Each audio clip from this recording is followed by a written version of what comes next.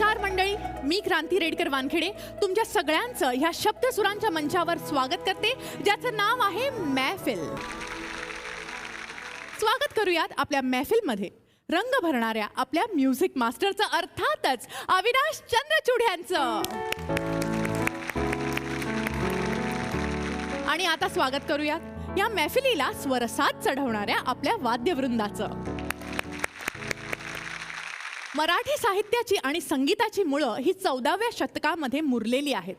संत ज्ञानेश्वर आणि संत तुकाराम यांनी लिहिलेले अभंग, ओव्या हे गावोगावी सादर होऊ लागले. त्यांचा संदेश हा लोकांपर्यंत पोहोचावा म्हणून त्याला संगीताची जोड देण्यात आली. अभंग हे पद्याच्या स्वरूपात सादर करण्यात येऊ लागले. कीर्तनं सादर व्हायला लागली. नंतर पुढे जाऊन त्याला चित्रपट आणि नाटकाचं स्वरूप मिळालं. कला ही सगळ्यांपर्यंत पोहोचू लागली. यामध्येही संगीताचा प्रभावी वापर करण्यात आला. हे संगीत आपल्या मनामध्ये जिवंत ठेवण्याचं काम हे अनेक दिग्गजांनी केलं. गेल्या काही दशकांमध्ये म्हणायचं झालं तर बालगंधर्व, मास्टर दीनानाथ, अण्णासाहेब किर्लोस्कर, वसंतराव देशपांडे, जितेंद्र अभिषेकी ह्यांनी संगीत नाटकं जगवली, गाजवली. तर राम कदम, जगदीश खेबुडकर, सुधीर फडके, ग दी माडगुळकर असे अनेक दिग्गज यांनी चित्रपटांमधून हे संगीत आपल्यापर्यंत प्रभावी पद्धतीने पोहोचवलं. अशाच काही दिग्गज संगीतकार आणि गीतकार यांना आपण आज मानवंदना देणार आहोत. महाराष्ट्राला भावगीतांची ओळख खऱ्या अर्थांनी ज्यांनी करून दिली, मराठीच नाही तर भारतातील अनेक भाषांमध्ये ज्यांनी आपलं संगीत पोचवलं, असे श्रीनिवास खळे, जैत रे जैत, उंबरठा, निवडुंग अशा अनेक चित्रपटांना आपल्या संगीताने ज्यांनी अजरामर केलं, अनेक उमदे गीतकार ज्यांनी ह्या मराठी संगीत सृष्टीला बहाल केले, असे पंडित हृदयनाथ मंगेशकर आणि मराठीमधील सुगम संगीतावर ज्यांचं प्रभुत्व आहे, गीत रामायण सारखी एक उत्कृष्ट कलाकृती ज्यांनी महाराष्ट्राला बहाल केली, असे सुधीर फडके. या 3 दिग्गजांना आज आपण इथे मानवंदना देणार आहोत. या सगळ्या दिग्गजांना मानवंदना द्यायला आपल्यासोबत एक दिग्गज गायिका प्रमुख पाहुण्या म्हणून येणार आहेत, ज्यांची गाणी ऐकण्यात केव्हा तरी पहाटे रात्र उलटून जाते. झाडांची पातं लवायला लागतात, गजला त्यांच्या आवाजाने सजतात. अशा सगळ्यांच्या लाडक्या गायिका जोरदार टाळ्यांनी स्वागत करूया पद्मश्री पद्मजा फेणाणी जोगळेकर यांचं.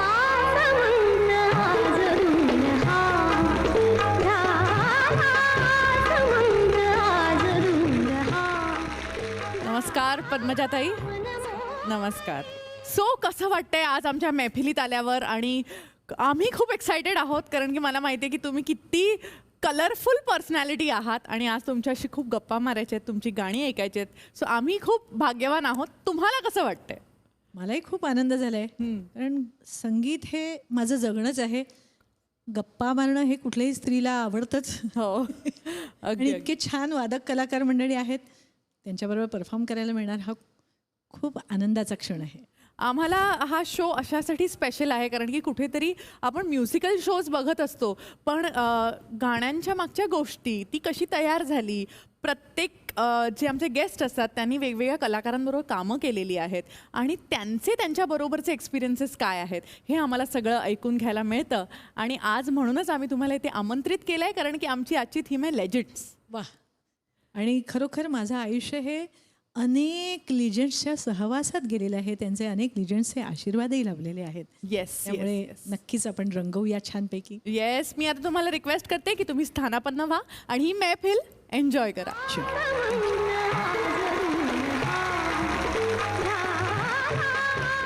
जैत रे जैत हा मराठीमधील एक मैलाचा दगड ठरलेला चित्रपट आहे.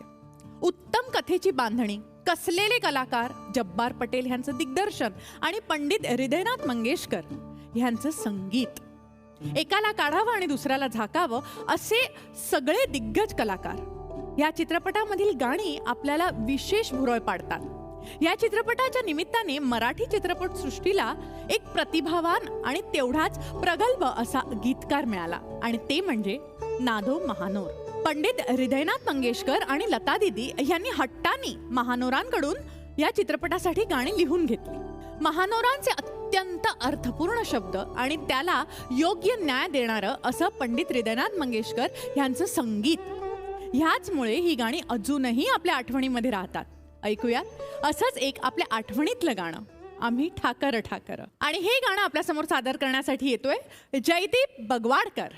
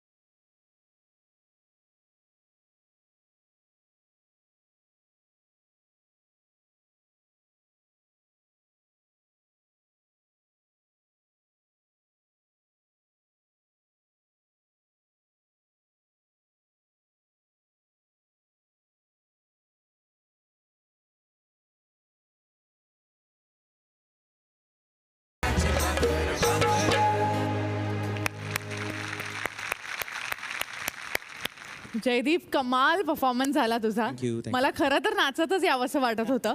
पद्मजाताईंकडे वळायचे आणि मला जाणून घ्यायचंय की बाळासाहेबांच्या संगीताबद्दल तुम्हाला काय वाटतं आतून? 2 शब्दात फक्त सांगायचं म्हणजे ते अद्भुत अवलिया आहेत. वा. त्यांचं संगीत चमत्कृतीपूर्ण पण आहे, हृदयाचा भेद घेणारं आहे. संगीतातल्या ज्या काही काही वेगवेगळ्या जागा ज्या आहेत, ज्या हाय जम्प्स आहेत, त्या त्यांनीच कराव्यात. वा वा वा वा. Thank you so much. आणि आता मला अविदाताकडे वळायचंय. काय सांगशील ह्या गाण्याविषयी? पद्मजाताई म्हणल्या तसंच की आजचा आपला जो विषय आहे ना, लिजंड्स, तर ते खऱ्या अर्थाने लिजंड्स काय आहेत तर ह्या गाण्यातनं ते सगळं दिसतंय actually.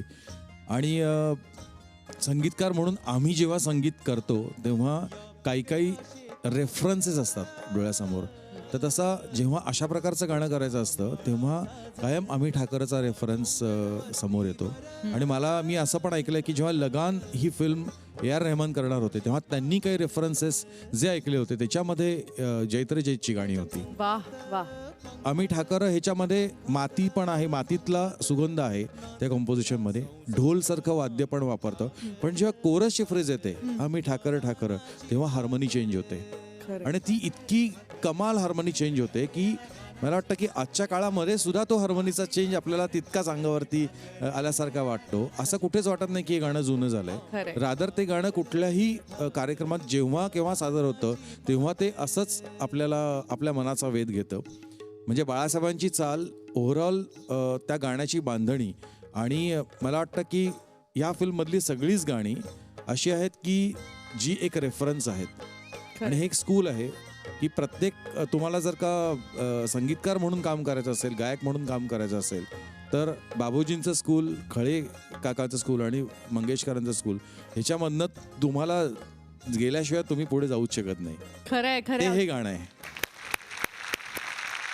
Thank you so much Jaydeep. Thank you. तू बॅक साईडला जाऊ शकतो. महाराष्ट्रावर आणि मराठी मातीवर माडगुळकरांचे अनेक उपकार आहेत. इतर काहीही देणाऱ्या माणसापेक्षा ह्या समाजाला गाणे देणाऱ्या माणसाचे उपकार मोठे असतात. अशी एक म्हण आहे. एक गाणे हे माणसाच्या पिढ्यानपिढ्या बांधून ठेवते.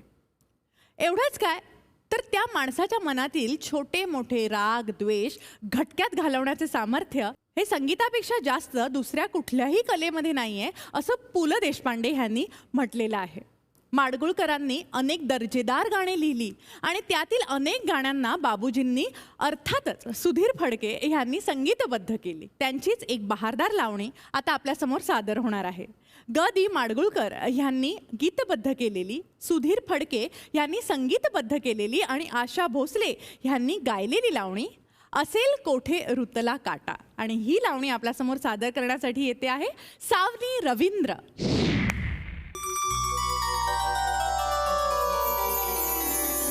असेल कोठे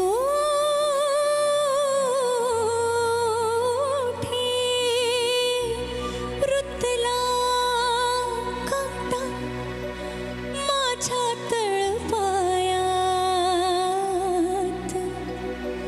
लाडी गोडीनं तुम्ही फिरवता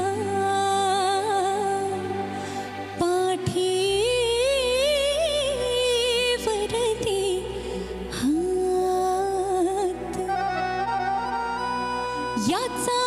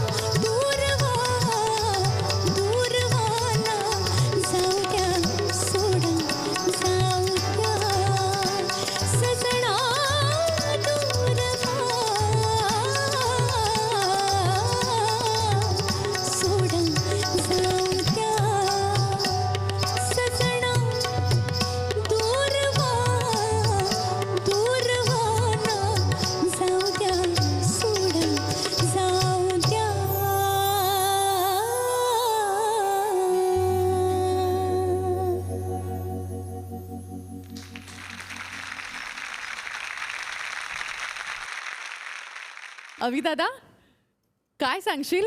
ऍक्च्युली लावणी आहे ही आणि एक पंजाबी ढंग जो असतो एखाद्या गायन प्रकाराचा, म्हणजे जागा एस्पेशली जे आहेत, आपण मराठी भावगीत किंवा मराठी लावणी जी ऐकतो त्याच्यापेक्षा हटके तो बाज जास्त या लावणीमध्ये आहे. आणि मला असं वाटतं की एखाद्या लावणीचं म्हणजे लावणी पण असतात एक टिपिकल असतं. बऱ्याच वेळेला आपण ऐकतो की त्याची जी सुरावट असते, पण ह्या गाण्याची सुरावट लावणी असून खूप वेगळी आहे असं मला वाटतं. हो, म्हणजे टिपिकल लावणीची सुरावट इथे कुठेच नाही आहे ह्या पर्टिक्युलर लावणीमध्ये. आणि स्पेशली याची जी म्युझिक अरेंजमेंट आहे त्याच्यामध्ये एक सिंकोपेटेड पार्ट्स आहेत तबल्याचे. परत ह्या गाण्यामध्ये वेगवेगळे म्हणजे लईनमध्ये खूप खेळलं गेलेले, म्हणजे गाणं पहिलेच्या लईत चालू होतो, त्यानंतर उठा होतो, परत म्युझिकमध्ये त्याचे जे आम्ही म्हणतो की मीटर्स जे आहेत ते वेगवेगळ्या मीटरचा त्याच्यात वापर केलाय. मला असं वाटतं ना की सगळी अशी टीम एकत्र बसली असेल तेव्हा आणि त्यातनं असं हे म्युझिक जनरेट झालं असेल. कारण की असं होऊ शकत नाही ना की मला सुचता असं कसं सुचेल की इथे आपण अशा प्रकारे हे करू. मग ते बाबूसिंगजी ज्यांनी ओरिजिनल हार्मोनियम वाजवली आहे, मग त्यांनी तो कुठेतरी पार्ट काढला असेल आणि त्यातनं ते सिंकोपेटेड असेल. आणि इतकं सुंदर अरेंजमेंट आणि जबरदस्त गाण्याबद्दल तर काय बोलायचं, म्हणजे आशाताई म्हणजे ग्रेटच खरंच आहे. त्यांनी ओव्हरऑल मला वाटतं की तो बाज मराठीमध्ये इतका सुंदर आला आणि खूप वेगळ्या प्रकारची लावणी ही आहे असं मला कायम वाटतं की ज्या लावणी ह्या फॉर्मॅटमध्ये आपण जी ऐकतो त्यापेक्षा फार वेगळ्या बाजाची आणि कमाल कंपोजिशन आम्ही कायम एन्जॉय करतो.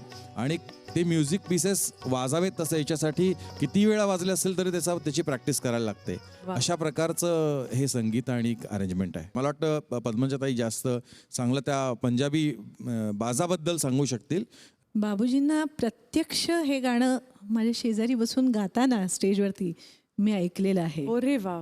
आणि खरोखरीच ती नायिकाच गाते आहे अशा प्रकारे त्या अदा आणि सगळं गाण्यातून बाबूजींच्या इतकं यायचं ना की ते हिरोईनच गाते असं प्रत्यक्ष वाटायचं. ते चित्र कम्प्लीट चित्र उभं करायचे बाबूजी. खरं हे त्यांचं खरं वैशिष्ट्य होतं.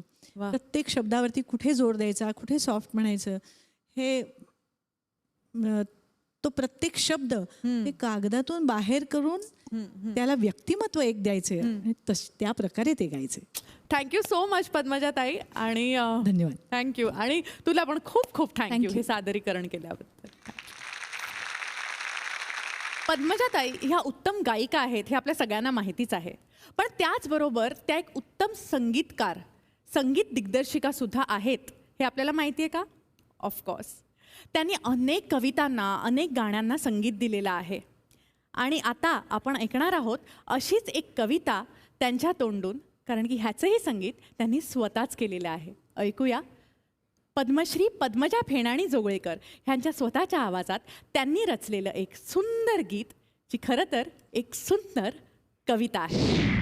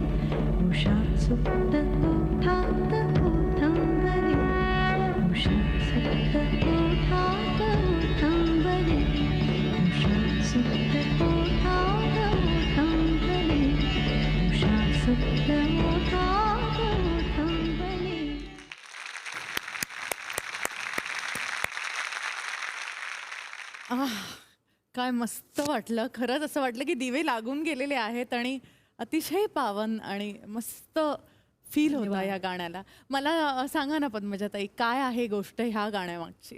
हे गाणं माझ्याकडे पत्ररूपाने माझ्या ओंजळीत आलं. कविवर्य शंकर रामाणींचं हे काव्य आहे आणि शंकर रामाणी हे अतिशय मनस्वी कवी. म्हणजे वर्षातून एखादं जरी चांगलं काव्य झालं तरी हरकत नाही असं म्हणायचं. इतकं सुंदर काव्य माझ्या ओंजळीत आलं.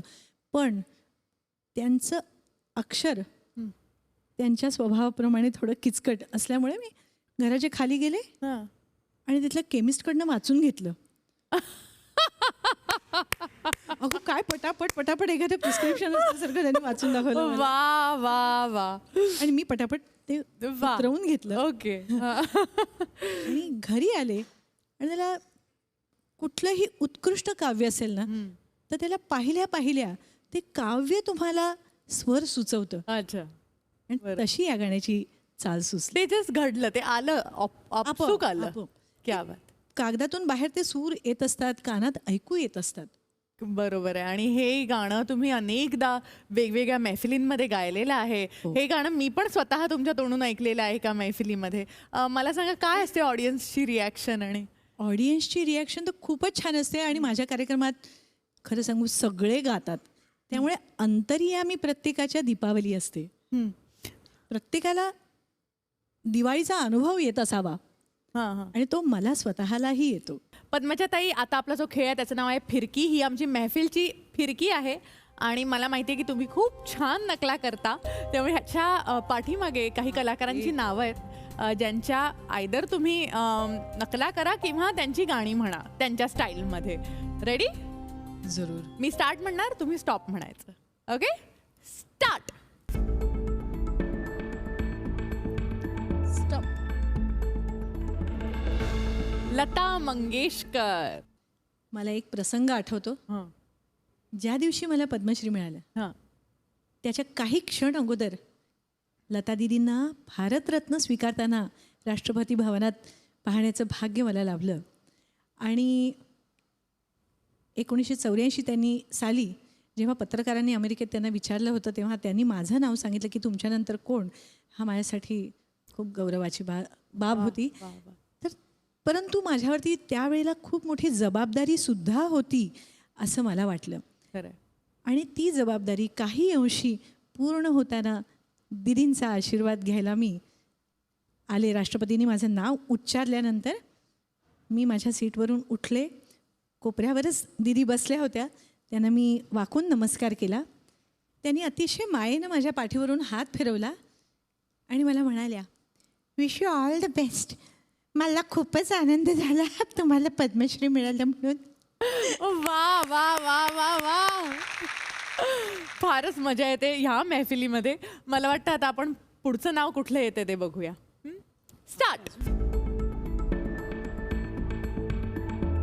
स्टॉप. वसंतराव देशपांडे. सावरे अजय सावरे वा वा. अजय जमुना किनारे मोरा गाँव जमुना किनारे मोरा गाँव. अरे झाके तुम डग्गी बजाओ. वा वा. सावरे अजय सावरे. क्या बात आहे पद्मजाताई. झरझर झरे श्रावण डोळे या कार्यक्रमात माझ्यानंतर वसंतराव गायले आणि त्यांनीही मला खूप शाबासकी दिली. क्या बात आहे, क्या बात आहे. बघूया पुढचं नाव कुठलं येत आहे. बाप रे. Please start. Stop. Manik Varma. बरं, मी ह्या ज्या काही नकला करते आहे ते त्यांच्या प्रती पूर्णपणे आदर ठेवूनच करते आहे. ऑफकोर्स. येस. घननीळा घननीळा घननीळा लडिवाळा झुलवू नको झुलवू नको झुलवू नको हिंदोळा रे झुलवू नको हिंदोळा, सुटली वेणी केस मोकळे, धूळ उडाली भरले डोळे, काजळ गाली सहज ओघळे, या साऱ्यांचा उद्या गोकुळी होईल निराळा, झुलवू नको हिंदोळा. वाह वाह वाह वाह,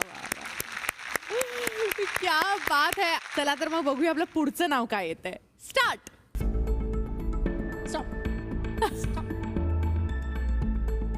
अरे भाई स्टॉप. अटल बिहारी वाजपेयी. त्यांचा एक छोटासा किस्सा. हं.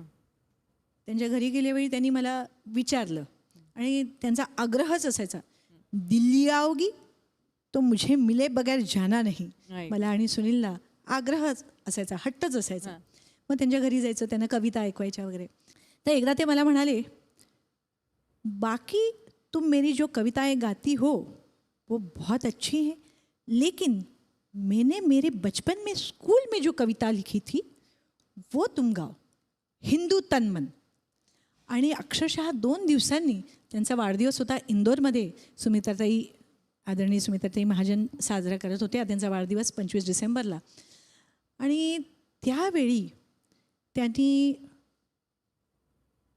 व्हिडिओ कॉन्फरन्सिंगद्वारे अटलजींना ह्याच्यात बोलवलं, व्हिडिओवरती बोलवलं आणि त्यांना सांगितलं, देखिए अटल जी, पद्मजा आपकी कविता गा रही है हिंदू तन मन. आपने तो परसों ही उनको कहा था ना स्वरबद्ध करने को. वाह वाह वाह. शांती रखिए. हां. अशाच ताटात हो, त्यांनी हो, हो. सांगितलं. आणि मी त्यांना त्यांची हिंदू तन्मन, हिंदू तन्मन हिंदू जीवन, रग रग हिंदू मेरा परिचय, मैं शंकर का वह क्रोधानल, कर सकता जगती क्षार क्षार, डमरू की यह प्रलय ध्वनि हूँ, जिसमें नचता भीषण संहार, रणचंडी की अतृप्त प्यास, मैं दुर्गा का उन्मत्त हास, मैं यम की प्रलयंकर पुकार,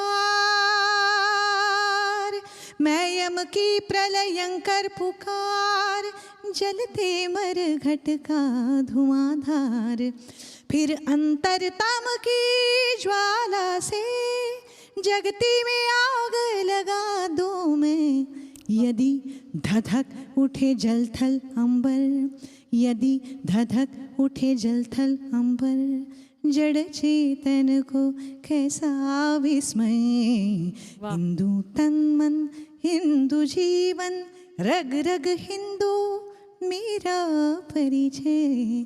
ही कविता गाऊन दाखवली आणि वाह वाह.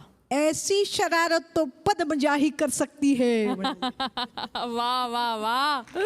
क्या बात है, क्या बात. खूप कठीण शब्द आहेत याचे. ऑफकोर्स. आणि तुम्ही किती नशीबवान आहात की तुम्हाला त्यांच्या कविता त्यांच्या समोर सादर करायची संधी मिळाली आणि अनेकदा त्यांची मिळाली. शाबासकीही मिळाली. क्या बात, अगदी अगदी क्या बात. खरंय. परमेश्वराची कृपा. Yes of course. आणि आता बघूया आपलं शेवटचं नाव कुठलं येत आहे. हे सोडत नाही आहेत मला. स्टार्ट. स्टॉप. पंडित हृदयनाथ मंगेशकर. साधा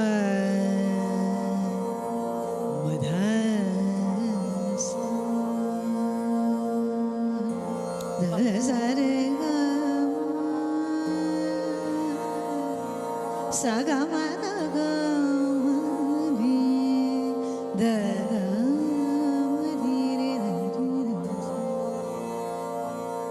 आज सुनी पिया आवन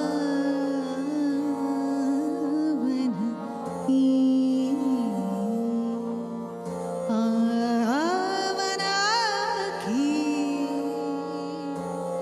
वन भावन की आज सुनी पिया आवन की. जब से गयो मोरी सुध होनली जब से गयो मोरी सुध हरेलीना रो तभी रुत सावन की आज सुनी पिया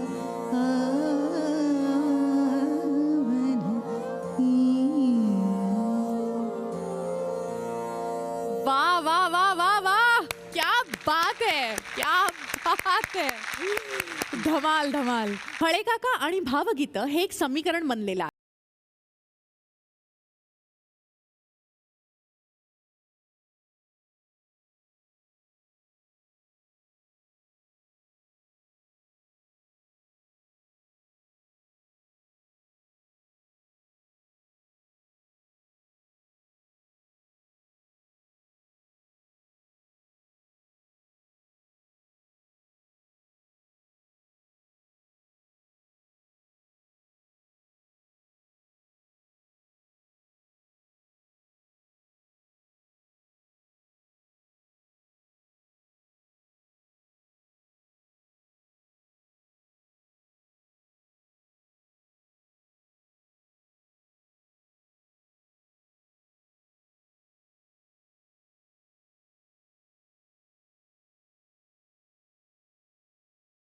यांनी संगीतबद्ध केलेलं गाणं जेव्हा तुझ्या बटांना.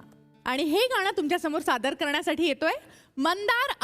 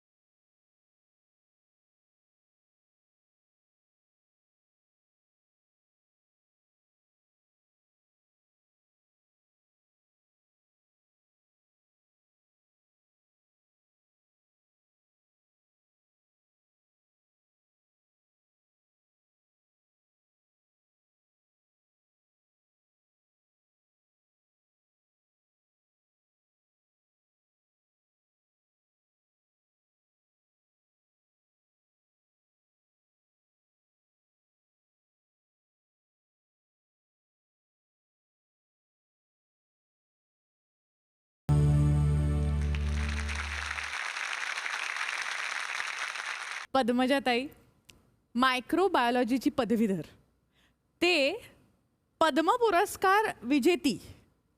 म्हणजे ह्या मायक्रोबायोलॉजीमध्ये संगीत कसं आलं? मायक्रोस्कोपिकली आता प्रत्येक सूर बघायची मला सवय माझ्या गुरूंमुळे लावली. वा वा वा वा. बालपणी वयाच्या 8व्या वर्षी आमच्या घरी माझी भेट झाली उस्ताद अब्दुल हलीम जफर खान साहेब यांची. ते माझ्या वडिलांचे मित्र म्हणून घरी यायचे आणि त्यांनी मला गाताना गुणगुणताना ऐकलं आणि माझ्या वडिलांना विचारलं की आपकी बेटी गाती. आणि माझ्या वडिलांनी सांगितलं हा थोडा बहुत गा लेती है, आवाज़ अच्छी है उसकी. तर त्यांनी मला गा सांगितलं. नयनों में बदरा छाए बिजली सी चमके हाय ऐसे में बलवा मोही गरवान गाली नयनों में बदरा छाए. असं मी त्यांना मला एकुलतं एक गाणं येत होतं ते मी गाऊन दाखवलं. आणि त्यांनी माझ्या वडिलांना सांगितलं की देखो शंकरराव आपकी बेटी इसको अल्लाह ने लाखों करोड़ों में एक ऐसी आवाज़ बख्शी है, तो अच्छे गुरु के पास, क्लासिकल सिखाने वाले गुरु के पास आप उसको लेके जाइए. आणि इतक्या लहान वयात त्यावेळेला कुठले सारेगमचे किंवा कसलेच शोज नसायचे, त्यामुळे कोणी मला हो मोठे गुरु शिकवायलाच तयार होईना. ते खूपच लहान आहे, खूपच लहान आहे. किती वय किती होतं? 8 वर्ष होतं ते. अच्छा, अगदी छोटं बाळ. त्याच्यानंतर डायरेक्टली वयाच्या 18व्या वर्षी योगायोगाने पंडित जसराजींची, पद्मविभूषण पंडित जसराजींची आणि माझी गाठभेट झाली. त्यांनी मला विचारलं तुम गाती हो. मी म्हटलं हां गाती हो. आता मला त्यावेळेला अर्थात मला कल्पनाच नव्हती की हे केवढे मोठे कलाकार आहेत. मी शाळेत काहीतरी शिकवलं होतं. रंगम पेना डारू रंगम पेना रंग बसन अंग अंग प्रकट होत ब्रिजवासी देखत जो रंगम पेना डारू रंगम पेना. असं मी त्यांना गाऊन दाखवलं. ते म्हणाले अच्छा बहुत अच्छा, कहाँ सीखती हो. मतलब कहीं नहीं, मेरी बड़ी दीदी उषा दीदी जो पेंटिंग करती है बहुत अच्छा, उसके पास में थोड़ा बहुत सीखती हूँ. नहीं नहीं तुम किसी के पास क्लासिकल सीखती होगी. म्हटलं सच्ची मी नाही. मग त्यांनी मला ताना म्हणून दाखवायला सांगितलं. मला कसले बोडक्याचे ताना येतात, मला काही येत नव्हतं. मी आपलं आलापी केली. ऐसे नाही तान तान बहुत लंबी तान गाव. आणखीन लांब तान गाऊन दाखवली. तेव्हा त्यांना कळलं, ते हसायला लागले. म्हणाले की हिला टेक्निकली काही माहिती नाही. आणि त्याच्यानंतर माझं गंडाबंधन झालं. जे काही होतं ते दैवदत्त होतं, परमेश्वराने दिलेलीच देणगी. वा वा वा. आणि तोच सगळं काही लिहितो ना, अगदी पद्मश्रीपासून जे काही करतो ते विधिलिखितच असतं, परमेश्वराने ठरवलेलं असतं. याच्यावरती माझा ठाम विश्वास आहे. कारण आजपर्यंत मला काही द्या म्हणून मी कधीच कोणाकडे काही मागायला गेले नाही. जे काही परमेश्वरानं दिलं, ओंजळीत दिलं, त्याचं सोनं करायचा प्रयत्न मात्र जरूर केला. वा वा वा वा. ह्या सगळ्या संगीतकारांना दिग्गज का म्हणतात याची प्रचिती तुम्हाला एकूण आजचा भाग बघून आलीच असेल. त्यांनी ज्या कलाकृतींची निर्मिती केली आहे त्या कलाकृती ह्या पुढच्या अनेक पिढ्यांना प्रेरणा देणाऱ्या आहेत. म्हणूनच उद्याच्याही भागामध्ये आम्ही या सगळ्या दिग्गजांना घेऊन तुमच्या भेटीला येणार आहोत. आणि उद्याच्याही भागामध्ये पद्मजाताई आपल्यासोबत गप्पा मारायला असणारच आहेत. भेटूयात उद्या या शब्दसुरांच्या मंचावर, ज्याचं नाव आहे महफिल.